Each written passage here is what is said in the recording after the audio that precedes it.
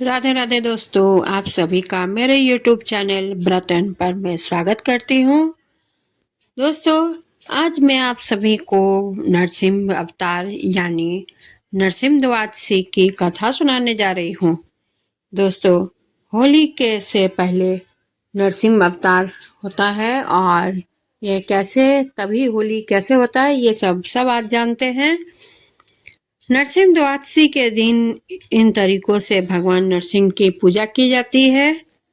शास्त्रों में बताया गया है कि फाल्गुन मास के शुक्ल पक्ष की द्वादशी तिथि के दिन नरसिंह द्वादशी का पर्व मनाया जाता है। नरसिंह द्वादशी के बारे में वेदों और पुराणों में भी कहा गया है कि शास्त्रों में भगवान विष्णु के 12 अवतारों के बारे में बताया गया है। मान्यता के अनुसार नरसिम्हा द्वादशी के दिन भगवान विष्णु के अवतार भगवान नरसिंह एक खंभे को चीरकर प्रकट हुए थे। भगवान नरसिंह के अवतार में उनका आधा शरीर मनुष्य का और आधा शेर का। भगवान विष्णु ने यही रूप धारण करके असुर के राजा हिरण्यकश्यप का संहार किया था। उसी दिन से इस दिन ये पर्व मनाया जाता है। शास्त्रों के अनुसार नरसिंह द्वादशी का व्रत करने से ब्रह्म हत्या का पाप मिट जाता है। नरसिंह द्वादशी का व्रत करने से मनुष्य को सांसारिक सुख, भोग और मोक्ष तीनों की प्राप्ति होती है। जो भी मनुष्य सच्चे मन से नरसिंह द्वादशी के दिन भगवान नरसिंह का व्रत करता है, उसके 7 जन्मों के पाप खत्म हो जाते हैं और वो अपार धन संपत्ति का मालिक होता है। भगवान विष्णु ने नरसिम्हा अवतार धारण करके अपने परम भक्त प्रहलाद को भी वरदान दिया था कि जो कोई भी मनुष्य नरसिम्हा द्वादशी के दिन शुद्ध मन से उनका व्रत और पूजन करेगा, उसकी सभी मनोकामनाएं पूर्ण होगी। शास्त्रों में बताया गया है कि नरसिंह द्वादशी के दिन जो भी मनुष्य सच्चे मन से भगवान नरसिंह की पूजा अर्चना करता है, उसके जीवन से धन की कमी दूर हो जाती है और सुख समृद्धि की प्राप्ति होती है। भगवान नरसिंह की पूजा करने से शत्रुओं का भी नाश होता है। जो भी मनुष्य सच्चे मन से भगवान नरसिंह की आराधना करता है, उसके जीवन के सभी दुख दूर हो जाते हैं। नरसिंह द्वादशी के दिन भगवान विष्णु के अवतार भगवान नरसिंह भगवान की पूजा अर्चना की जाती है। इस दिन लोग भगवान नरसिंह की पूजा करके व्रत करते हैं। नरसिंह द्वादशी के दिन प्रातः काल ब्रह्म मुहूर्त में उठकर नित्य क्रियाओं से निर्वृत्त होकर स्नान करें। अब स्वच्छ वस्त्र धारण करके विधि विधान से भगवान नरसिंह की पूजा करें। भगवान नरसिंह की पूजा करने के लिए अपने घर के पूजा का घर में पूर्व दिशा की ओर मुख करके बैठ जाएं। अब अपने सामने एक लकड़ी की चौकी रखें। अब इस चौकी पर थोड़ा सा गंगा जल छिड़क के इसे शुद्ध कर ले। अब इस चौकी पर पीले रंग का वस्त्र बिछाएं। इसके ऊपर भगवान नरसिंह की तस्वीर की स्थापना करें। अब फल फूल दीप अगरबत्ती पंचमेवा कुमकुम केसर नारियल अक्षत एवं पीताम्बर के से भगवान नरसिंह की पूजा करें। अब भगवान नरसिंह के सामने घी का दीपक जलाएं और नीचे दिए गए मंत्र का श्रद्धा पूर्वक जाप करें। जो मैं मंत्र कह रही हूँ उस मंत्र का आप जाप करें। निसंगे भीषणं भद्रं मृत्युं नमाम्यहम्। नरसिंह द्वादशी के दिन घर में शंख नाद अवश्य करें। ऐसा करने से घर में मौजूद किसी भी प्रकार की नकारात्मक ऊर्जा खत्म हो जाती है और सकारात्मक ऊर्जा का संचार होता है। इस दिन घर के मुख्य द्वार पर घर के सभी दरवाजों पर रोली से तिलक लगाना चाहिए और मन ही मन भगवान विष्णु और उनके द्वारा प्रदान की गई अपने जीवन में कृपा के लिए धन्यवाद भी कहना चाहिए। भगवान नरसिंह की पूजा के संपन्न के बाद किसी निर्धन या किसी ब्राह्मण को अपनी क्षमता अनुसार दान अवश्य करें।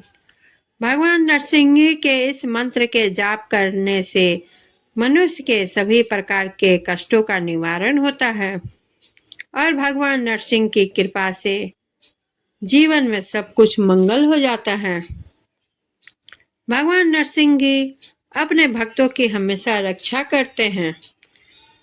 अब आगे की बात आप कथा से स्टार्ट करते हैं दोस्तों। भगवान नरसिंह द्वादशी की कथा आप ध्यानपूर्वक सुने। जब भी कथा सुने हाथ में अक्षत या फूल लेकर सुने। मैं अपनी वीडियो में बार बार यह जरूर कहती हूँ दोस्तों। प्राचीन मान्यता के अनुसार ऋषि कश्यप एवं उनकी पत्नी दिति की 2 संतानें हुई। ऋषि पुत्र होने के बावजूद दोनों ही संतानों में राक्षसी गुण की मात्रा प्रचुर भरी हुई थी। ऐसे में श्री हरि भगवान नारायण ने अपने 12 अवतार में उनके बड़े पुत्र हिरण्याक्ष का वध किया। अपने ज्येष्ठ भ्राता का वध देखकर हिरण्याकश्यपु ने अपने को अजय बनाने की ठानी एवं सृष्टि के रचयिता भगवान ब्रह्मा की तपस्या में लीन हो गया। घोर तप से प्रसन्न होकर हिरण्याकश्यपु की इच्छा अनुसार ब्रह्मा जी ने उसे वरदान दिया कि उनके द्वारा रची गई सृष्टि की किसी भी रचना से उसका वध नहीं होगा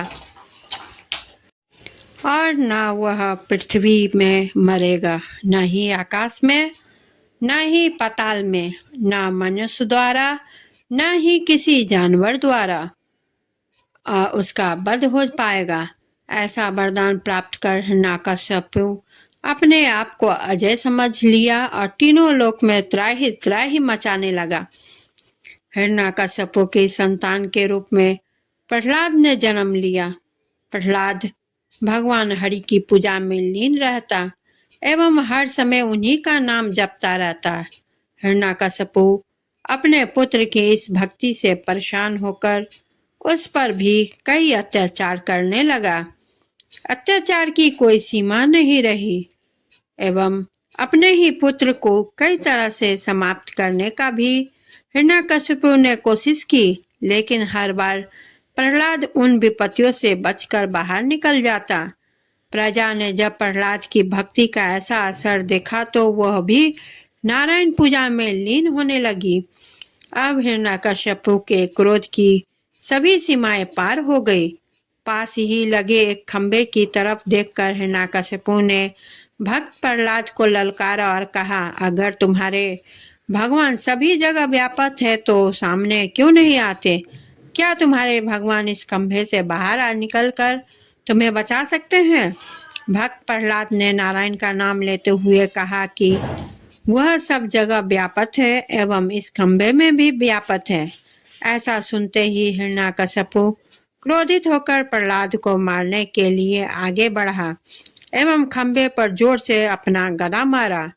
ऐसा होते ही अचानक खंभे के टूटने की आवाज आई एवं उसमें से श्री हरि नरसिंह के रूप में प्रकट हुए। उनका भयानक शरीर आधे मनुष्य एवं आधे सिंह के रूप में था। उन्होंने जोर से चिंगार मारते हुए हिरण्याकश्यपु को उठाया एवं अपनी जांघ में रखा और अपने जीर्ण नाखूनों से उनके शरीर को फाड़ दिया। अजय हिरण्याकश्यपु का भगवान विष्णु ने अपने नरसिंह अवतार के द्वारा वध किया। ब्रह्मा जी की किसी भी रचना से परे उन्होंने नरसिंह का रूप धारा। ना ही वह मनुष्य थे और ना ही जानवर। जंघा में वध ना ही पृथ्वी पर था और ना ही आकाश पर और ना ही पाताल पर। भक्त प्रहलाद की तरह जो भी व्यक्ति इस दिन भगवान विष्णु के नरसिंह अवतार का पूजन करता है, भगवान उसे हर परेशानी से मुक्त करने के लिए किसी भी रूप में सामने आ जाते हैं और उनकी हर समस्याओं का निदान करते हैं। तो दोस्तों, नरसिंह द्वादशी का यह कथा आप सभी को कैसी लगी, ये मुझे आप कमेंट करके बताएं और मेरे वीडियो को लाइक शेयर करें, चैनल को सब्सक्राइब करें और नोटिफिकेशन बेल को ऑन करें, जिससे कोई भी नई वीडियो आप तक पहुंचने में सक्षम हो और आप सभी को तुरंत मेरी वीडियो पहुंच जाए। और इसी के साथ मैं विदा लेती हूँ। धन्यवाद।